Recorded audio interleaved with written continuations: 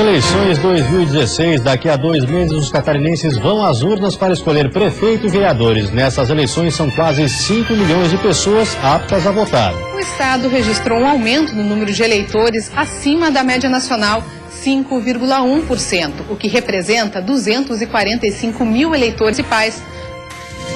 De olho na infraestrutura, a Fiesc analisa estudo com os pontos mais preocupantes do estado, entre eles as pontes que fazem a ligação da ilha com o continente. A Fiesc também encomendou um estudo para avaliar as condições de 9 rodovias estaduais. Nos 690 quilômetros percorridos nessas SCs, a equipe técnica encontrou muitos pontos deteriorados e verificou que apenas serviços simples do tipo tapa-buracos vêm sendo feitos. Boa notícia em tempo de instabilidade da economia. Produtores catarinenses podem comprar milho mais barato e em maior quantidade. E ainda no futebol, uma rodada para ser esquecida. Pela Série B do Campeonato Brasileiro, os 3 times catarinenses foram derrotados na noite de ontem. O Band Cidade desta quarta-feira já está no ar.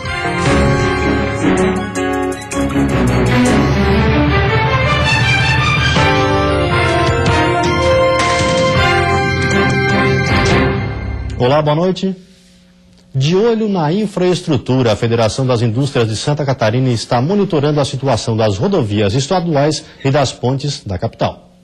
Mais uma vez surge o alerta sobre as pontes Pedro Ivo Campos e Colombo Salles na capital.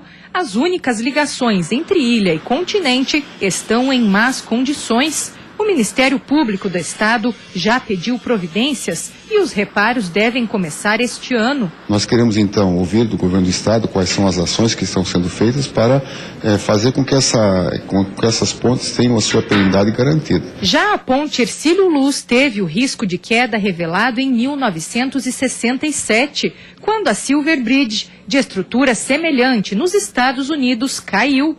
Passando por reformas e restauração, a ponte deve ficar pronta no final de 2018 e a troca das peças deve começar em abril, com investimentos de 260 milhões de reais. A Fiesc também encomendou um estudo para avaliar as condições de 9 rodovias estaduais. Nos 690 quilômetros percorridos nessas SCs, a equipe técnica encontrou muitos pontos deteriorados e verificou que apenas serviços simples do tipo tapa-buracos vêm sendo feitos. A avaliação é que a falta de manutenção vem custando mais caro do que a própria construção desses trechos, que em muitos casos são novos, com cerca de 5 anos. Nós fizemos uma pesquisa em Santa Catarina para determinar o custo logístico.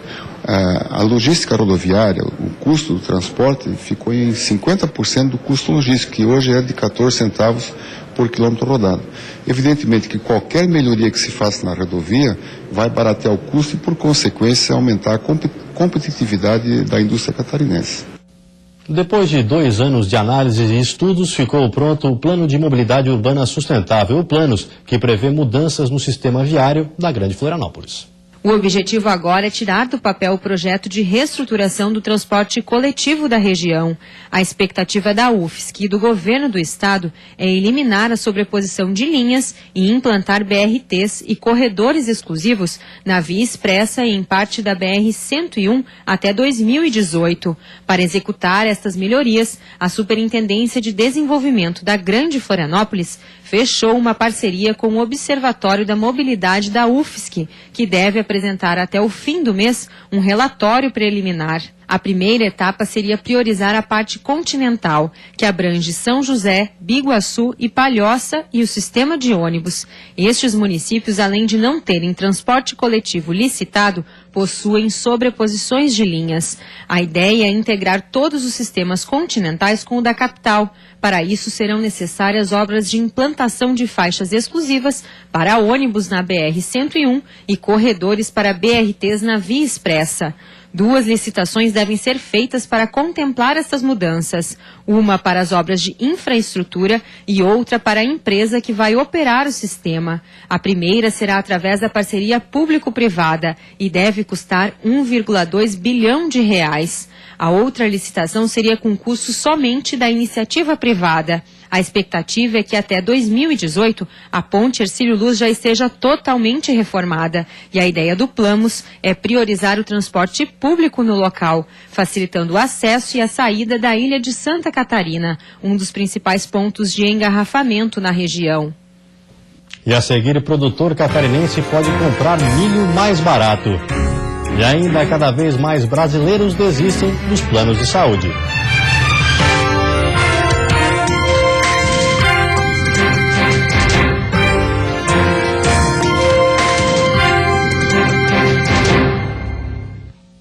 Boa notícia, o produtor catarinense pode comprar milho por um preço mais acessível. O programa Venda a Balcão da Companhia Nacional de Abastecimento aumentou o limite de vendas para o produtor de 6 para 14 toneladas de milho por mês. O produto está disponível em estoques cadastrados pela própria Conab. Além de disponibilizar uma maior quantidade, o valor do milho vendido é mais barato. Na hora do pedido, o produtor precisa fazer um cadastro online e pagar um boleto bancário. Para realizar o pedido e saber os locais onde comprar o milho, basta acessar o site da Conab. A autorização para o aumento foi do Ministério da Agricultura, com o aval da Casa Civil, Ministérios da Fazenda e de Desenvolvimento Social e Agrário. Com ele, o produtor rural terá mais facilidade para comprar milho e melhorar o aproveitamento logístico, quando passa a transportar mais toneladas do grão comprado utilizando o mesmo frete. Santa Catarina tem nos estoques 40 mil toneladas de milho à disposição para comercialização via programa Venda a Balcão. O preço do milho em grão em Santa Catarina está sendo comercializado entre R$ 39 a R$ 44 reais a saca, conforme dados da Diretoria de Operações de Abastecimento da Conab. Amanhã desta quinta-feira ainda deve ser de nuvens em todo o estado e com chance de chuva fraca no decorrer do dia. As temperaturas continuam amenas. A máxima chega aos 23 graus no oeste do estado. No sul, mínima de 11 e máxima de 22 graus. No Vale do Itajaí, Planalto e Litoral Norte, a máxima chega aos 19 graus. Na Grande Florianópolis, as temperaturas variam entre 15 e 18 graus. Na Serra, a mínima fica em 7 e a máxima pode chegar aos 17 graus. A Associação dos Dirigentes de Vendas e Marketing de Santa Catarina premiou ontem empresas que contribuem com as comunidades e com a qualidade de vida. O 18º Prêmio Empresa Cidadã DVB-SC destacou 18 empresas que, além de gerarem empregos, ajudaram a impulsionar a economia do Estado. Além disso, essas entidades contribuíram para as áreas de preservação ambiental e incentivaram a participação comunitária e o desenvolvimento cultural das localidades onde estão inseridas. Neste ano, ações diversificadas foram premiadas. O exemplo foi a mobilização dos funcionários de uma empresa para socorrer os atingidos pelo tornado em Xanxerê. Para a DVB, uma empresa de sucesso precisa buscar o equilíbrio entre os interesses de todos os grupos com os quais está envolvida, incluindo acionistas, comunidade, colaboradores e fornecedores. Cada vez mais brasileiros estão deixando os planos de saúde e entrando para o sistema de cartões de descontos, mas eles não têm a mesma cobertura dos convênios. A mensalidade de R$ 400 pesou no orçamento e Edson teve que cancelar o plano de saúde. Para não depender só do SUS, ele aderiu a um cartão que oferece descontos médicos em clínicas conveniadas. No momento é saída. Aqui são R$ 28, compensa mais para mim, não está esperando tanto. Em um ano, os convênios perderam mais de 1.600.000 clientes. Em contrapartida, aumentou a procura pelo chamado cartão de desconto. O serviço, que não é regulamentado pela Agência Nacional de Saúde, já conta com cerca de 5 milhões de usuários. O cartão de desconto não é um convênio médico. O serviço oferece atendimento primário à saúde, ou seja, consulta e exame por um valor fixo. Internação e urgência ficam fora da cobertura. O médico cobra menos de R$ 30 por uma consulta. Uma consulta a R$ 28 é baixo, mas 100 consultas no final de uma semana não é baixo. Há vários tipos de cartões no mercado. Dona Miriam aderiu a um plano familiar para 5 pessoas. Paga R$ 18 por mês. Além de fazer o controle de pressão arterial, eu faço o acompanhamento psicológico. Se precisar de uma internação, aí é SUS, né? Vamos pelejar. A orientação nos PROCONs para evitar problemas é ler com cautela o contrato, observar como será a correção da mensalidade e checar se a empresa não está na lista daquelas que prometem, mas não cumprem. Nós temos uma lista atualizadíssima, que é um cadastro, inclusive, nacional. E lá nós temos todos aqueles que não prestam um bom serviço, descumprem a oferta, não respeitam os contratos, é um serviço sem qualidade, sem eficiência. Então é muito interessante o consumidor ter essa cautela, procurar o PROCON. Depois do intervalo, tem futebol com uma rodada péssima para os catarinenses da Série B. Além do Avaí, o Criciúma também é derrotado pelo mesmo placar, 3-0.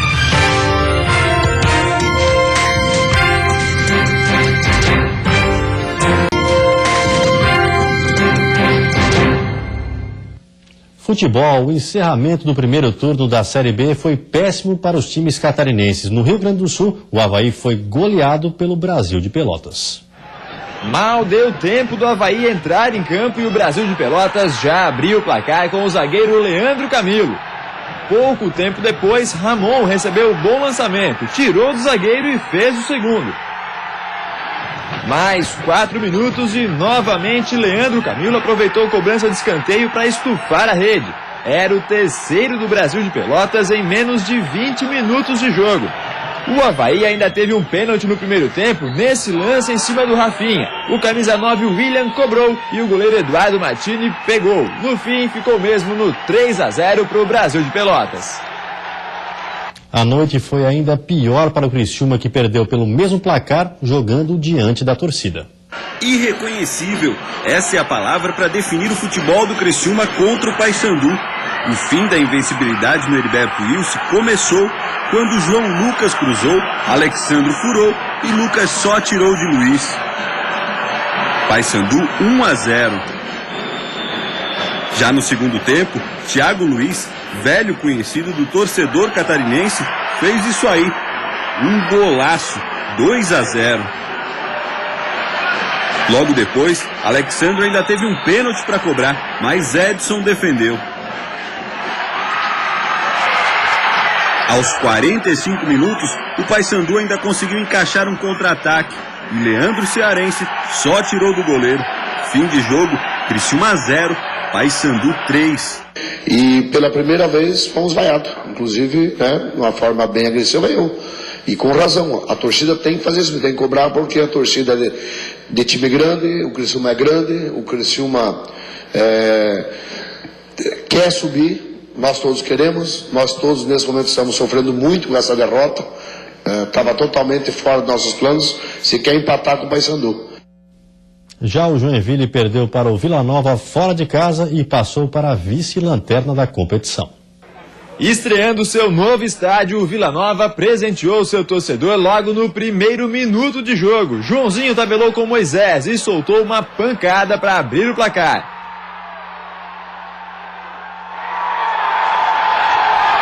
Pouco tempo depois, o Joinville conseguiu empatar em um lance de sorte do Danley. Ele tentou jogar a bola na área, mas acabou encobrindo o goleiro Saulo. Com a força da torcida, o Vila Nova foi para cima e quase fez o segundo nesse lance com o Moisés. O Jack não conseguia criar e chegava apenas em jogadas de bola parada. O segundo tempo foi de poucos lances de perigo. Nesse, o Moisés errou o cabeceio e perdeu uma grande chance para o Vila. Mas aos 40 minutos, o árbitro marcou pênalti para o Vila Nova, quando a bola bateu no braço do zagueiro do Jack, que pelo replay dá para ver que estava fora da área. O Moisés não quis saber de nada e estufou a rede, fechando o placar em 2-1 para o Vila Nova. Pela Série A, o Figueirense só joga no domingo. Além de ter mais tempo para treinar, o Alvinegro também vai contar com mais jogadores à disposição. Uma semana livre para treinar. Não era o que estava programado, mas com o adiamento do jogo contra o Fluminense para o mês que vem, o elenco alvinegro ganhou folga nesse meio de semana. E de folga ninguém reclama. Eu vejo como ponto positivo. A gente vem de uma vitória, porém vem de uma sequência de jogos grande. É bom para a gente conseguir trabalhar a semana toda, conseguir descansar quem tiver para descansar, quem vem de uma sequência boa também. A principal novidade do treino foi a presença do volante Ferrugem e do atacante Lins. Os dois iniciaram a transição e podem ficar à disposição do técnico Agel para o jogo de domingo contra o Sport. Vai depender, é claro, da evolução deles durante os treinamentos. Outro que pode voltar no domingo é Marquinhos Pedroso, que está recuperado de uma entorse no tornozelo direito. Com mais opções para o Agel Fuchs, a concorrência no elenco fica mais acirrada também. Isso é uma coisa normal, independente de quem esteja jogando. Hoje eu estou jogando, amanhã pode ser outro. Como antes de mim estavam outros jogando. Isso, existe uma competição normal entre nós, saudável, e que só eleva o nível do grupo e que tenho certeza que só vai dar dor de cabeça boa para o Agel. A próxima partida do Figueira é no domingo, às 6h30 da noite. Enquanto isso, o Sport, adversário do fim de semana, vai jogar hoje, em casa, contra o América Mineiro. Por isso, o elenco alvinegro confia em uma possível vantagem física nesse jogo. Sem dúvida é uma vantagem. A parte física já é uma característica nossa. Já são 3 anos jogando dessa forma. O Figueirense tendo essa característica de ser intenso, de ser forte fisicamente. E vamos tentar fazer prevalecer isso no domingo. A Chapecoense, que fez uma boa partida contra o São Paulo no Morumbi, joga amanhã à noite contra o Palmeiras na Arena Condá. 2 empates e uma vitória. É assim que a Chape chega para o duelo de Verdões. O Verdão do Oeste enfrenta o Verdão de São Paulo. O Palmeiras vem de 2 derrotas seguidas e caiu para a 3ª colocação. A Chapecoense, na 11ª posição, pode aproveitar o momento. Cara, é um grande time. Primeiro que eu acho que tem um dos melhores elencos do futebol brasileiro. Eu acho que você pega o banco de reserva do Palmeiras, eu acho que joga em qualquer... Todos os jogadores do banco, eu acho que jogam em qualquer clube do Brasil. Vai ser um adversário muito difícil. Não é à toa que tá entre os primeiros colocados. Então eu acho que tem tudo para ser um grande jogo. O intuito de Caio Júnior é repetir o time pela primeira vez. Se for mesmo repetida a equipe que empatou com o São Paulo, Felipe Machado, que vem se consolidando como titular na defesa, deve atuar ao lado de Thiago. Cara, tá uma concorrência difícil. São 6 zagueiros, agora tá voltando o Neto, que é um grande zagueiro. E quem tem a ganhar isso é a Chape, né? O professor Caio tá tendo dificuldades para escalar, mas eu venho buscando meu espaço. E a seguir, campanha eleitoral começa daqui a alguns dias. Daí, Esperidião a mim fala sobre a renegociação da dívida dos estados com a União. É um instante só, a gente já volta.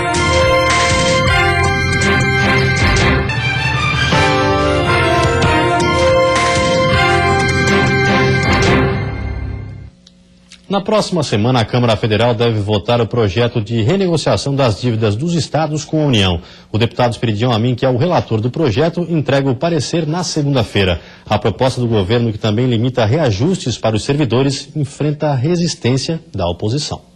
Se o Estado não pode dar reajuste, porque já está acima, não precisa fazer uma nova lei. Ele já não pode dar. E mais, e se ele não tem dinheiro para pagar, a Constituição já tem um artigo que trata desse assunto. Artigo 169, que muita gente não conhece, que prevê até demissão de servidor estável, quando não há dinheiro para pagar. Portanto, em matéria de lei, nós temos tudo. O que falta neste momento é esclarecimento e menos cumplicidade na gestão dos estados. Porque a contabilidade criativa que existe, e não existe só num estado, é que permite que coisas que estão na legislação, na lei de responsabilidade fiscal, por exemplo, serviço de terceiros, tem que ser apropriado. Parágrafo 1º do artigo 18. Esse projeto também inova ao criar limites de responsabilidade por ente federado e por órgão. Se é o judiciário que está fora do limite, confesse o seu pecado e entre na regra de transição, que é a penitência. Ou seja, reduza em 1/10 por ano, durante 10 anos, o seu pecado, que é a extrapolação do seu limite. Se tudo correr bem, estarei na segunda-feira, depois de analisar as mais de 80 emendas que nós temos, em condições de apresentar o meu relatório, o meu parecer e até a minha subemenda substitutiva. E aí vamos debater, aperfeiçoar, aceitar, fazer vencer ou ser derrotado. Eleições. Dentro de alguns dias começa a campanha eleitoral, um período que os eleitores têm para ficarem bem informados sobre os candidatos a prefeito e vereador e escolher as melhores opções no dia 2 de outubro. Em menos de 2 meses, os catarinenses irão às urnas escolher prefeito e vereadores. Nessas eleições, são quase 5 milhões de pessoas aptas a votar. O estado registrou um aumento no número de eleitores acima da média nacional, 5,1%, o que representa 245 mil eleitores a mais em comparação às últimas eleições municipais. Mas a capital foi na contramão desse crescimento e contabilizou uma redução no número de pessoas aptas a votar. Com o cancelamento de mais de 44 mil títulos, Florianópolis tem hoje 316.261 eleitores. E muitos desses eleitores irão votar pela primeira vez utilizando a biometria. Por isso, o Tribunal Regional Eleitoral fez adaptações nas sessões, pensando em não comprometer o tempo de votação. Nós diminuímos o contingente de eleitorado em cada sessão, em cada urna que vai receber os eleitores, para que o aumento de tempo que leva para a identificação com a biometria não impacte no atendimento ao eleitor. Quem precisar da segunda via do título eleitoral tem ainda até o dia 22 de setembro para procurar um cartório. Já quem quiser ser mesário voluntário ainda pode se inscrever. Temos também o portal do eleitor, que possibilita o recebimento de convocação direto pelo sistema. Então, aquele mesário que se cadastrou ali e pode ainda se cadastrar eventualmente, ele vai receber uma notificação por e-mail para que ele acesse o sistema e receba ali a convocação. No dia 26 de agosto, começa a propaganda eleitoral nas rádios e TVs. Neste ano, serão 2 horários com 10 minutos de duração cada. Qualquer irregularidade pode ser denunciada ao TRE, que automaticamente vai repassar ao Ministério Público. E no dia 2 de outubro, primeiro domingo do mês, será o dia de escolher aqueles que estarão à frente da cidade pelos próximos 4 anos. A divulgação de candidaturas já está habilitada, os pedidos de registro que estão sendo recebidos estão sendo divulgados. Então, o eleitor pode conhecer os candidatos e, a partir daí, então, ele deve aprofundar essa pesquisa para poder escolher bem o representante. E você fica agora com o Jornal da Band. Uma ótima noite a todos e até amanhã.